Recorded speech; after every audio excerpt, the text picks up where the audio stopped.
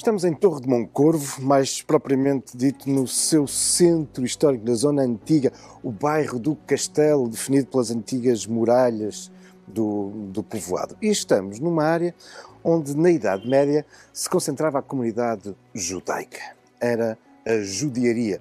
Até 1496, até à proibição do culto judaico em Portugal e da expulsão dos judeus. E Torre de Moncorvo era, de facto, um local com uma forte comunidade judaica, homens ligados aos negócios, mercadores, artífices, gente das contas. Uma grande concentração de judeus que fazia mesmo com que isto fosse a sede de um rabinato. Ora, a tradição popular indica que este edifício teria mesmo servido de sinagoga.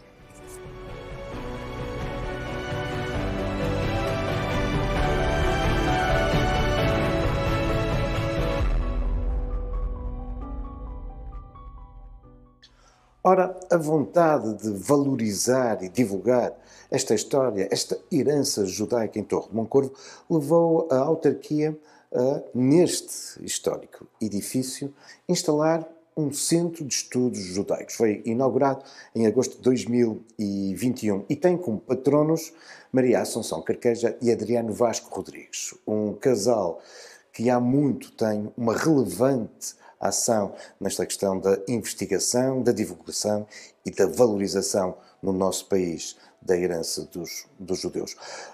Aqui, no Centro de Estudos, entre muitas outras valências, somos convidados para, a partir desta estrutura, passearmos pela vila, ir ao encontro de muitos desses vestígios que os judeus aqui nos deixaram.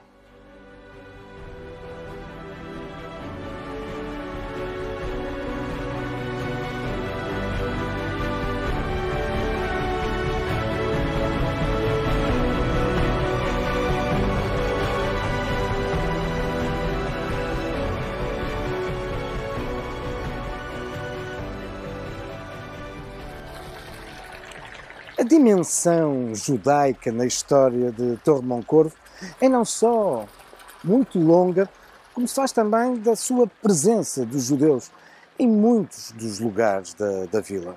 Alguns bem icónicos, como é o caso desta praça, a atual Praça Francisco António Meireles, que, em boa verdade, hoje é de algum modo o centro da vila, mas que durante muito tempo era um sítio bem periférico. Em rigor, ficava do lado de fora das muralhas.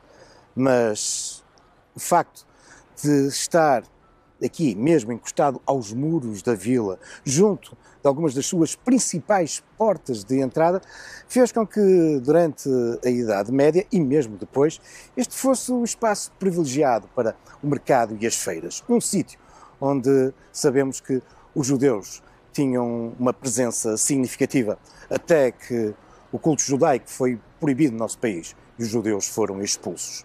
Mas, mesmo depois disso, sabemos que este espaço, enquanto feira, contava com a presença de imensos cristãos novos. Mas, afinal, o que é isso de cristãos novos? Quando é que eles surgem? Quando é que desaparecem os judeus?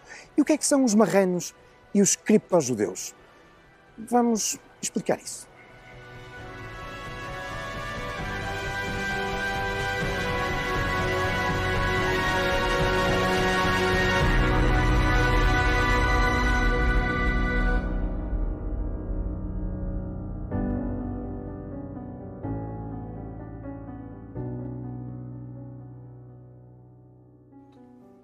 A presença dos judeus no atual território português é muito remota. Vestígios arqueológicos, datados da época romana, atestam que a presença destas comunidades e do judaísmo é mesmo anterior à chegada do cristianismo.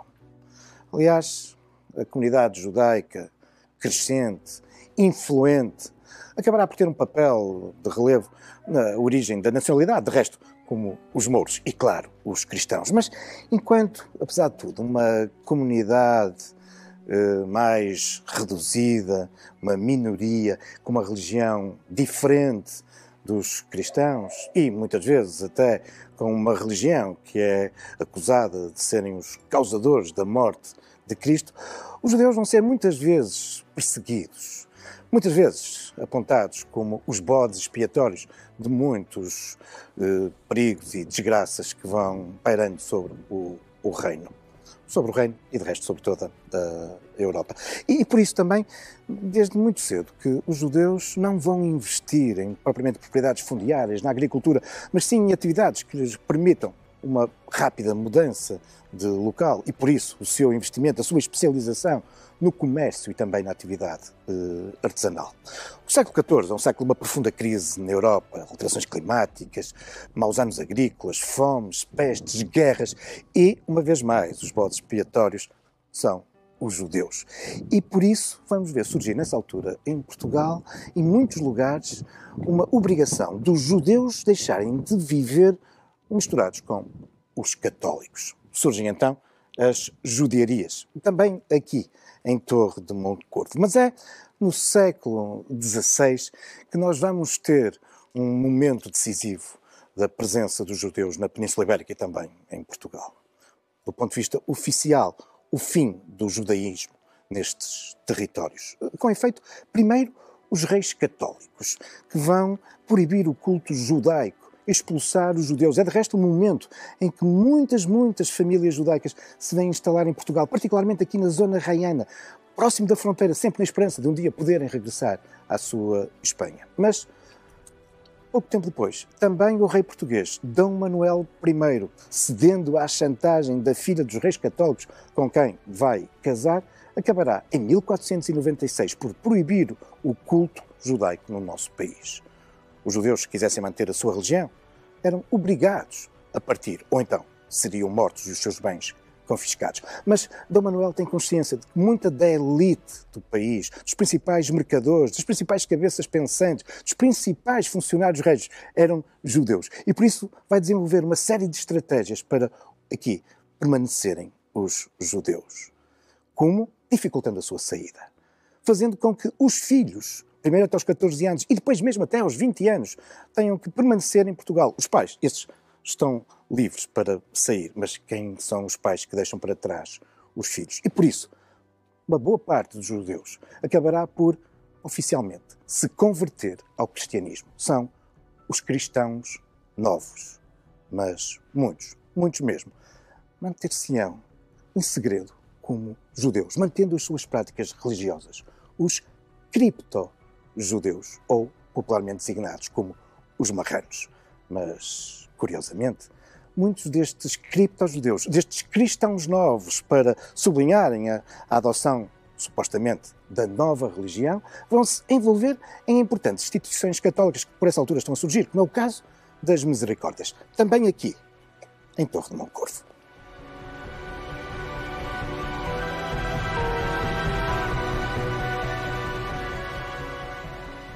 Impulsionadas a partir de 1499 pelo rei Manuel I, as Misericórdias muito rapidamente se vão disseminar pelo país.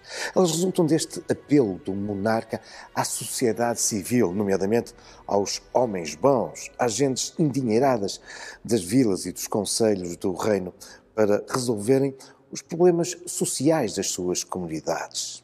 Dar de comer a quem tem fome, vestir os nus, dar pousada aos peregrinos, tratar dos doentes, tratar até dos presos, entre muitas outras obras da misericórdia. Além, claro, também de objetivos religiosos. Aqui, em Torre de Moncorvo, logo na primeira metade do século XVI, a misericórdia está já com uma grande dinâmica, erguendo este belíssimo templo, muito marcado na sua fachada, pela arte renascentista, mas aqui no interior domina este fabuloso altar já barroco do século XVIII. Ora, as misericórdias acabam por ser também uma possibilidade dos cristãos novos, não raras vezes, gente endinheirada, ligada ao comércio, aos ofícios, de se afirmarem socialmente e também de assumirem a sua nova religião. Mesmo que, em alguns casos, continuem a desenvolver o seu culto judaico. E isso mesmo é revelado pela documentação aqui em Torre de Moncorvo de alguns membros cristãos novos da Misericórdia que assumiram mesmo o papel de relevo na instituição. Um deles candidatou-se mesmo a ser o provedor da instituição. Noutro caso, é alguém que durante vários anos é o responsável pela contabilidade da Misericórdia. E, no entanto, posteriormente, presos pela Inquisição, acabarão por confessar que eram cripto-judeus.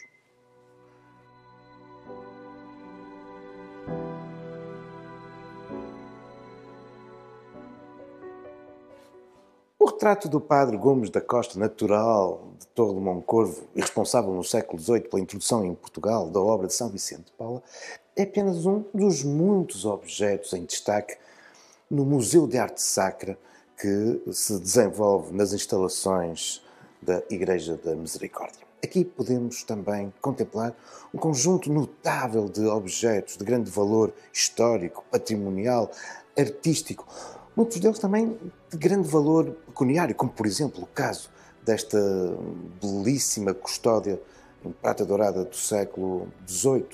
Ou então, aqui, esta pintura, esta Nossa Senhora a ler, que é uma reprodução do século XVII, de parte de um famoso retábulo, o retábulo de Gante, pintado pelos irmãos Van Eyck, nos inícios do século XV, uma das obras iniciais da chamada Escola Flamenga. Ora, o valor de muito deste espólio demonstra também a importância financeira desta elite de Torre de Moncorvo, associada à Misericórdia, mas também ao enriquecimento de outros espaços religiosos da vila, como era o caso da sua Igreja Matriz. E entre essa elite, responsável pela aquisição de muitas destas peças, encontravam-se também os cristãos novos.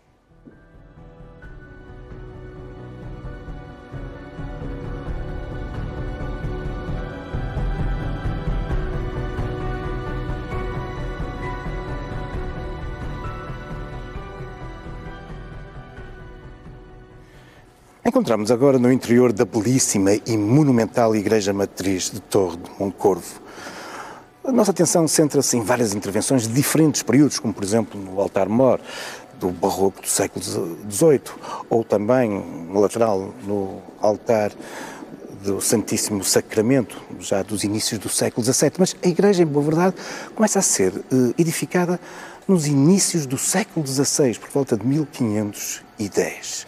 E a imponência desta estrutura tem a ver, claro, com a grande dinâmica que Torre Moncorvo vinha conhecendo nesses inícios do século XVI, para o qual muito contribuía também a atividade dos judeus. Agora, cristãos novos, muitos deles, como falamos, tinham vindo também de Espanha. Esta é uma altura em que Moncorvo se desenvolve também do ponto de vista comercial, do ponto de vista económico e até como um centro administrativo, graças ao desenvolvimento de outras produções, como por exemplo do cânhamo. Tudo isso contribui, de facto, para um grande investimento municipal no erguer deste templo, que tem também uma outra razão de ser, não só demonstrar a importância da vila, mas também porque, secretamente, Torre de Moncorvo ansiava algo que estava a ser disputado com outras duas importantes localidades transmontanas, com Miranda e com Freixo de Espada à Cinta. Adivinhava-se que iria surgir nesta região uma nova diocese e estas três localidades queriam ser a sede da diocese, ter a sua catedral e por isso, de algum modo, a ambição deste templo poderá ter também a ver com isso. Uma igreja que respeita as normas canónicas, orientação nascente-poente, mas, curiosamente aqui, ao contrário do que é habitual, com a porta voltada para nascente, voltada para a vila. A vila onde a comunidade de cristãos novos era muito importante e crucial neste desenvolvimento económico. E também eles contribuíram de modo significativo para as construções desta igreja, que se irá prolongar até aos inícios do século XVII. Uma comunidade influente, com grande poder económico, que é também, enfim, suscitando alguma cobiça. E também a acusação de que muitos continuavam secretamente a ser judeus. E também por isso o aparecimento da Inquisição.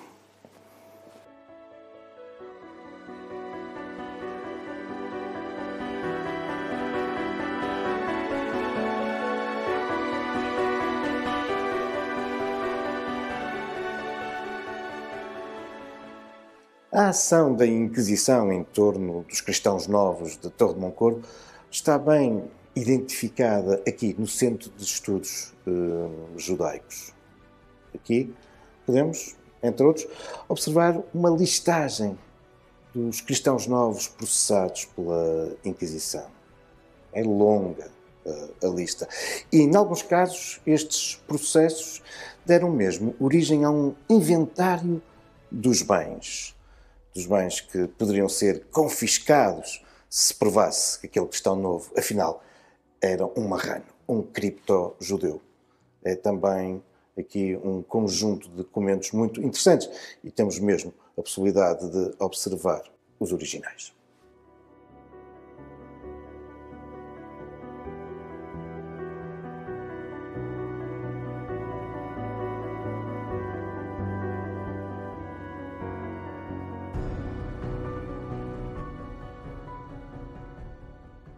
Além da documentação que vimos reproduzida no Centro de Estudos Judaicos relativos à ação da Inquisição em Torre de Moncorvo, a verdade é que a memória da atuação da instituição na vila mantém-se viva até aos dias de hoje. Com efeito, a comunidade mantém na sua memória diversos espaços e edifícios que associa à ação da Inquisição.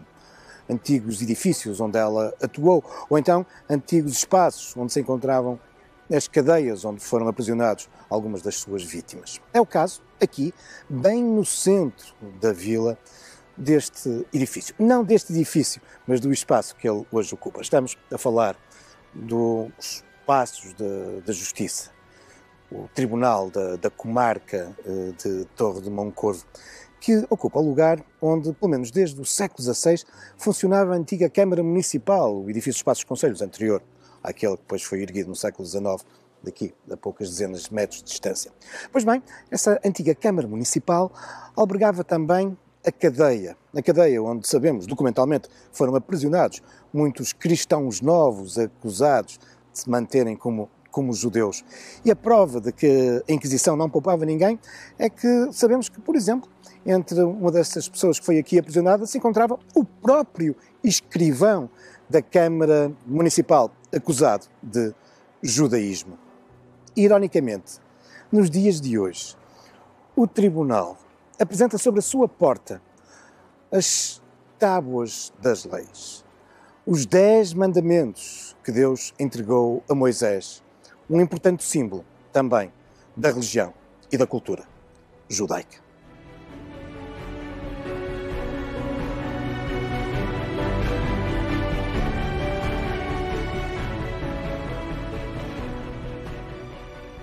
Outro importante testemunho, herança da presença judaica em Torre de Moncorvo, é esta rua onde agora nos encontramos. Localizada muito próximo da antiga judiaria, a Rua dos Sapateiros vai se desenvolver exatamente nesses finais do século XV, início do século XVI, quando se dá a expulsão dos judeus, ou a sua conversão forçada ao cristianismo. Tal coincide, aqui em Torre de Moncorvo, com uma época de desenvolvimento urbano. E muitas casas começam a ser construídas do lado de fora da muralha, encostado aos antigos muros. E é também nessa altura que muitos cristãos novos, antigos judeus, aqui se vão localizar e dedicar a essa atividade artesanal, oficinal, que dá o nome, até hoje, à rua, a Rua dos Sapateiros. O que é interessante e não deixa de ser revelador dessa presença cripto-judaica, desses judeus escondidos, que secretamente mantêm o seu culto, é o facto de muitas décadas depois, já em meados do século XVII, mais precisamente entre 1641 e 1652, temos conhecimento de uma importante ação da Inquisição, que aqui em Torre de Moncorvo vai prender muitos cristãos novos acusados de manterem o judaísmo. Pois bem, na sequência dessa intervenção, a Rua dos Sapateiros praticamente vai ficar despovoada. O que nos diz bem, então, da presença, mais de cristãos novos, de cripto-judeus. Mas há outros curiosos testemunhos da tradição judaica em Torre de Moncorvo. Vamos voltar ao Centro de Estudos Judaicos.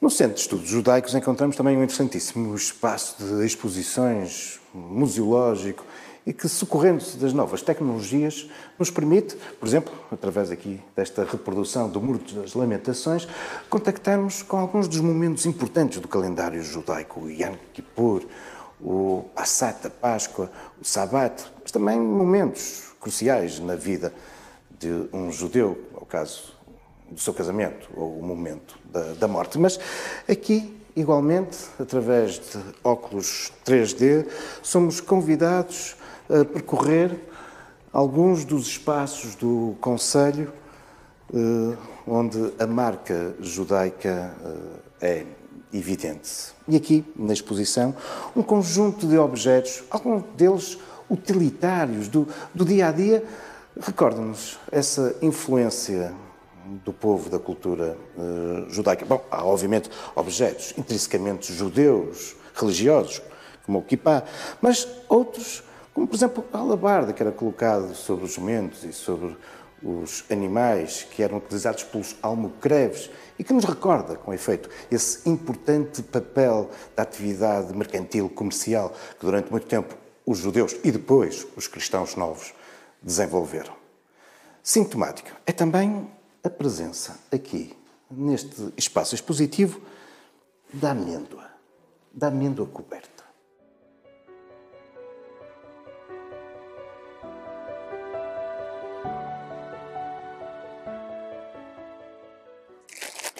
Sim, a amêndoa coberta é um produto identitário de Moncorvo há muito.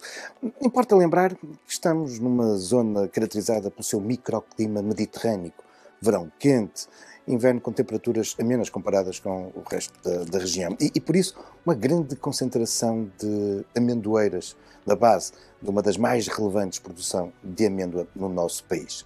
Mas aqui em Torre de Moncorvo há muito que a amêndoa, apresentada de muitas formas, tem também uma particularidade. Este produto, uma amêndoa coberta com açúcar, é um processo, um verdadeiro segredo que ainda hoje é perpetuado por mestres como a Dona Dina Moraes, que sabe bem como produzir nestes grandes caldeirões de cobre aquecidos no passado com cinza, hoje socorrendo já da energia elétrica, mas juntando uma calda de açúcar 8 horas por dia, durante 8 dias, até atingirmos este produto final.